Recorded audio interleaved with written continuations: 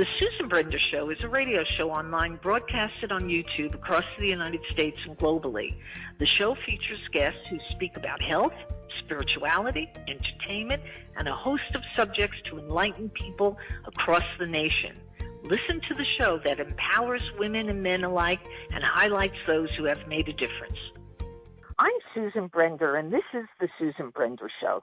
Today we have an awesome guest on our show, and her name is Jennifer Heistand, who is the owner of StillPoint Performance, a sports mental performance company. Jennifer is also a trainer and a coach for the HeartMath Institute. She combines HeartMath techniques with cognitive behavioral therapy to assist elite athletes with improving their performance and endurance by handling stress more effectively. I want to welcome Jennifer Heistand to my show, and I'm just so pleased that you came on. So thank you very much, and welcome, Jennifer. Thank you so much, Susan. I greatly appreciate it and this time being offered. Absolutely. Well, Jennifer, you fell in love with the mental aspect of playing sports by observing your son's athletic pursuits. Tell our audience a little bit about how that happened and why it was so important to you. Okay. When I saw my son start playing tiny mite football, probably around first grade, and the more I saw how important it was seeing families kind of get together and how it was great for family interactions, and just as time went along, I saw how coaches interacted with the kids. It reflected what the kids did on the field, and it started fascinating me. And so as the years progressed, I started getting more involved with it, and it just led to what I do now. I work with all sports, and junior elite, collegiate, and professional. I also work with first responders and executives. You know, Jennifer, what you're doing is very important, and the fact of the matter is that you can actually recognize the innate talents and skills of all different athletes. Now, I want to understand, the Florida Tennis Magazine is currently working with you, and why tennis? Why did you choose tennis? What was so important about that? Well, that is actually my sport of choice that I play. So I love the game of tennis because other than like golf or cycling or normal workouts, you still think, and there's still a lot going on in your mind, going over your day's events. Well, with tennis, you're chasing a ball. You don't have time to think. So it's literally like a 2-hour meditation for me. So I fell in love with it. So, yes, outside of what I do work, that is my recreational sport that I partake. So I have special interest in reading the magazine. That's how it led to it. Yeah. You're also working with something that not everybody understands, and it's called cognitive behavior therapy. Would you give our audience a definition of what that is all about? Cognitive behavioral therapy is more studying of how the mind works, dealing with psychology. So it's more physics of the brain, how it works, why certain thought processes happen. And that's what fascinates me. Psychology is an absolutely amazing field. But I wanted to go a little bit deeper, why people had certain thoughts and why the reactions, emotional reactions they have afterwards, and why they have physical changes in their body from these emotions, and how it interacts with sports and then also with everybody's life, especially who have to stay in a coherent place repeated times, like first responders, ER doctors, police officers, because you can only hold a high stress and be coherent for so long. There's a breaking point. Almost think of like a wave. But these people have to repeatedly go back into a high performance where they have to have all their coherence working for them. So that's why I studied how to be able to get them from one point to another point as quickly as possible. And with sports, if you play multiple games, multiple sets, how to hold that level of concentration over an extended period of time. It's very interesting that you do that kind of work, especially the fact that, there's always chaos in our society as we're dealing right now with the pandemic. And it is very important, as I see it, that young people as well as older people can really do something that can help them during these very stressful times.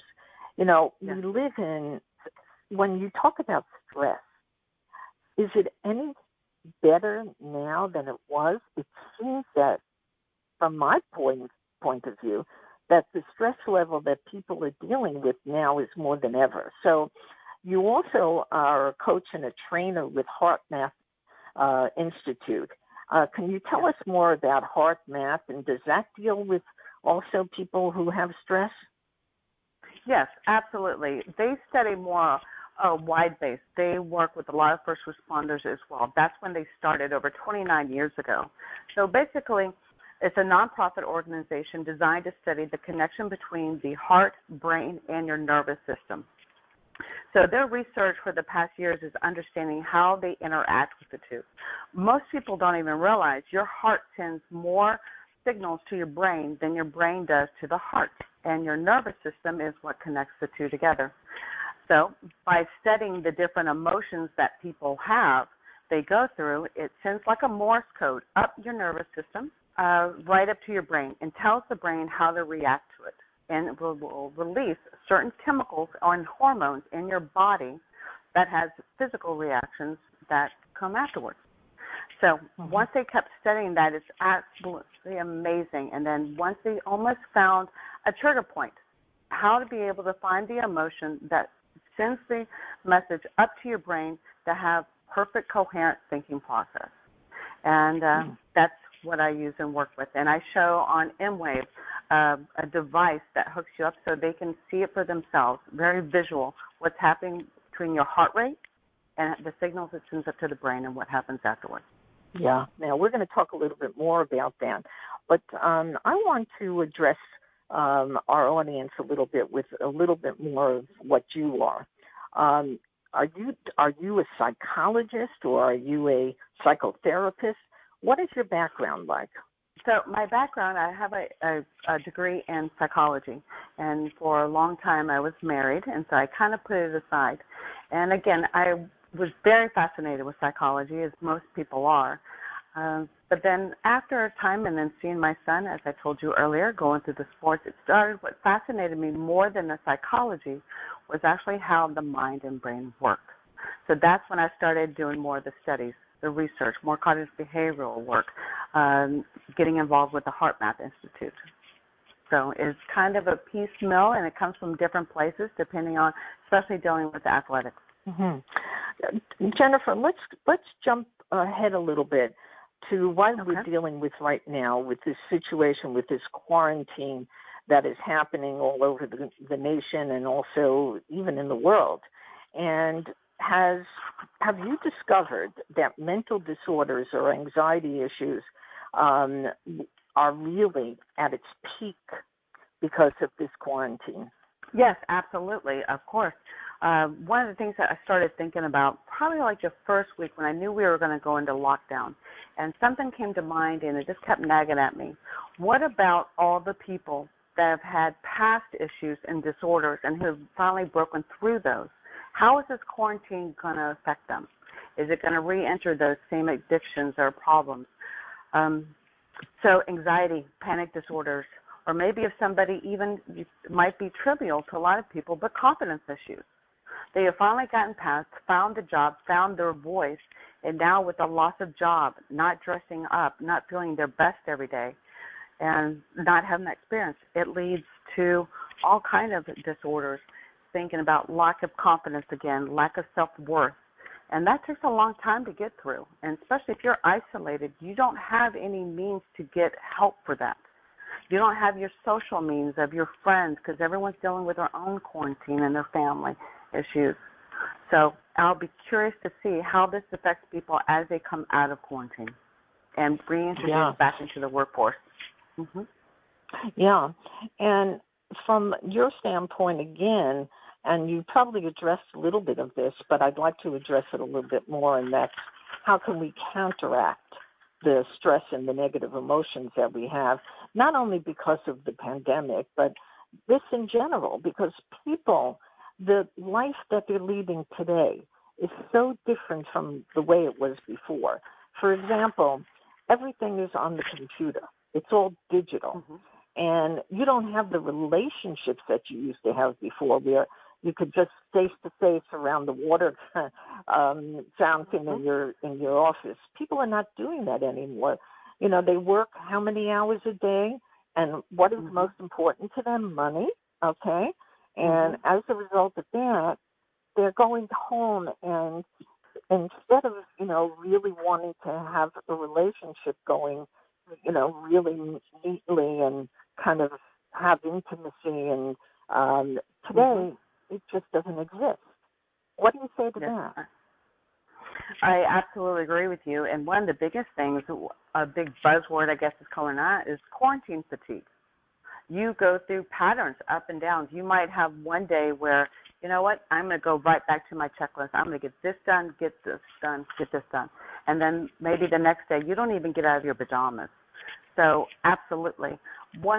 If people are experiencing certain things, and everybody's different, if they've had past issues of, let's say, weight gain, and they finally did the weight they want to do, and they felt great. Now that their gyms are closed, Pilates are closed, tennis, golf courses are closed, that is a feeling that they can't control, because everything's about feeling that you're in control. And because of this quarantine, it feels like all of your control has left you. That's why people are so upset. They feel like they don't have the rights anymore to be out in public, do what they want to do. They feel like they don't have control of their own lives. So depending on what it is that has either come back, or maybe a new bad habit that's formed over this isolation period of time, there's always something you can do where you can gain a little bit of control back. Because again, even if it's a small thing, your mind will grasp onto it like it's a very large thing, especially right now since we've done it for several weeks now, been in quarantine. For example, if you've lost your job, okay, that's something you don't feel like you have control over. Like something was taken away from you and you had no control over it. Well, there's things you can do to feel like you have control about your job, because that's your feeling of self-worth. That means going back, improving your resume, maybe even contemplate a different career path. Spend this time searching the internet for anything else that you think you would like to do, or what kind of type of company you'd like to look for and to work for in the future. There's so many different possibilities. If something has come back with your weight gain, if you've gained that 5 or 10 pounds back that you finally lost before New Year's, there's things you can do. Spend the time on the internet looking for amazing things to bake that you can snack on at night. Look up new diet phases, crazes that's going on right now. Yeah, and interestingly enough, is there from your standpoint again, when you see or hear that people are staying in and they're being quarantined, and you kind of doubt, and I hate to say this because not all the people, would absolutely agree with me, there's a certain doubt that you have as to why it's taking so long for our government to let us out and to participate in different sports and to different activities, and yet what you have to do in your home may not be satisfying enough. So you gave some solutions to this, but I would like to hear a story. Do you have a story to tell us about a particular client that is talking to you now and telling you all these different things that you and I talked about, which is, the stress level and the fact that what do I do? I'm stuck at home and I want to go to work. I don't have a job anymore. How would you react to that? And a story would be very appreciative of if you would tell us one of those, because I know that people can probably relate to the story that you're telling. So give us a little bit of an interesting story that you would like to tell our audience. Sure, Susan. That's actually funny that you asked. I was actually telling a friend, one of the things I keep hearing from a lot of clients and a lot of people is that they're having a lot of anxiety issues, but late at night. If you are during the day, you're checking things off, you're staying up to date with your family, friends, watching the news, all of that. But at the end of the day, that's when we are all used to having social contact. Relaxed social contact, not around the water cooler at work. This is when you interact, either have a glass of wine, just relax, having that social interaction it relieves the tension of the day. Or even if you've had a bad day at work, that's the time when you talk about it or vent about it and, laugh about it. And it has association with your other people, your friends. But they don't have that right now. So people are binge watching TV shows, maybe drinking a bottle of wine versus a glass of wine. Well, that's doing nothing to relieve that tension, not only just from a normal day outside of quarantine, but now the added tension now that people are experiencing. So, and I do it myself, and I'm a mental coach. The other night, last week, around 2 a.m., I could not fall asleep, really anxious, and I had a brilliant idea to actually break out my steam cleaner, and I steam cleaned every single one of my rugs. It took about an hour and a half, and it felt amazing. And when I finally went to sleep, I felt exhausted, because that's what people feel when they work all day and they socialize, they release the tension. That's how their body, all of a sudden they feel exhausted and they can go to sleep around 11 or 12. But now they don't have that. No, I've heard stories of people cleaning their chandeliers, doing all kinds of crazy things at 3 a.m. in the morning. Interestingly enough, Jennifer, all the shops, all the restaurants were closed, and yet the government let us open up our doors to liquor stores. Now, does that tell you something? I mean, why in heck would they do that?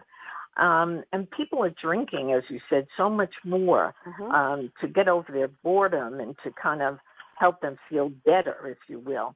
But there's an irony in that. I mean, don't you think that that's weird?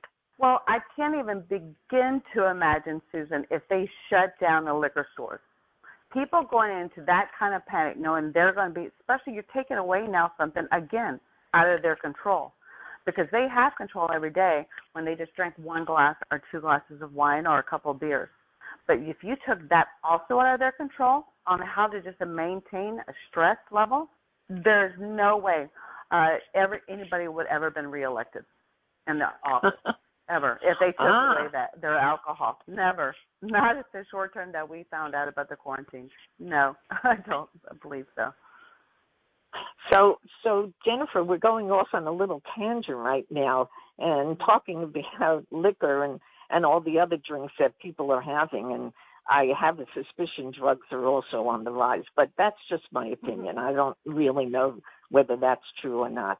But let's get back to you a minute. So you're a coach, and somebody walks into your office, okay? Now, or just say it's online. It doesn't matter. Let's start from the beginning. They walk into you and they say to you, I'm dealing with so much stress, I'm dealing with so much anxiety, and I just don't know what to do about it. Start telling our audience how you approach the situation. Okay, absolutely. So very quick, since we're doing on this podcast, there's a lot more science to it, but I'll give you a quick Cliff Note version of what you can do to counteract stress, or even before you're going into a stressful situation, or to help with the tension everyone's feeling now. So as I was saying, your emotions have such a huge effect on the signals that goes to the brain. Well, once they've done all the research and now they've come up with the one emotion that has greatly benefits your cognitive process and your thinking and decision-making, creative ideas, and that's the emotion of appreciation. Now, you hear a lot of spiritual leaders talk about having gratitude, being grateful. Well, I am more in favor of the word appreciation, because grateful has a little bit of a tinge of owing something back. When you're grateful to someone for doing something to you, it almost feels like you owe something back. But appreciation is actually unconditional. You just appreciate who you are, what you've done, or a place you're at. That's unconditional. One of the biggest unconditional things that you can appreciate is actually your animals. They want nothing back from you. That is appreciation. So if you can find that emotion, and you can find it in so many things, but I suggest that an animal or a place that you've gone to before that is nobody else was around, it was peace. Nobody wanted anything from you. If you lock yourself using those 5 physical senses that you have, if it's a beach that you just love, feel the sand in your toes, feel the water, the waves crashing up. If you do this for 5 minutes, if I had you hooked up to my computer, you would see what is happening to your brain. All the blood goes right up to your frontal cortex, and you're thinking, you're now what's called the flow state, if you will, or the zone, what people say. But that emotion goes right up your ANS system, and it just tells your brain you're in a perfect, coherent place to be. And this is where you come, and you just find appreciation. Absolutely. And if anybody ever has any more questions about it, you can look onto HeartMath, or you can give me a call, because there's so much more science to it than that. But the Cliff Note version is you find appreciation. And you can find appreciation right now, even in quarantine. That is the small 5 minutes of your family that you haven't gotten sick of yet. You can appreciate the 5 minutes when your children are finally sleeping. Or you can appreciate the fact that, you know, this is time maybe putting a puzzle together. Just appreciate you have a home and the quarantine is almost over. You can find appreciation in any of that and turn off the news. Absolutely. You'll know when quarantine's over. You'll hear about it. Turn off the news. There you go. Yeah. Are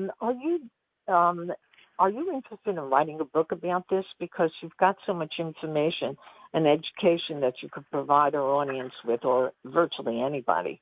And if so, what would you, I'm just curious, this is a kind of, I'm going to tell you something. I would love to know what you would name the book, because what you're doing, not that it's tremendously different from some other people, but it really has a good spin on it. And I wonder, have you ever thought of writing a book? Yes, actually, if you go onto my website, StillPointPerformance.com, on there you would see a page linked to a book that I'm currently writing called Mastermind. But what I'm doing in the process of that, I'm taking the athletic section out. So it's going to be 2 separate books. So the one for the athletes will be finished within the next month. It is titled How to Master Your Mind in Sports. So that will be coming out hopefully by the end of the year. And then Mastermind, the larger book for everyone else, will hopefully be out next year. Well, I always like to give my guests the last word.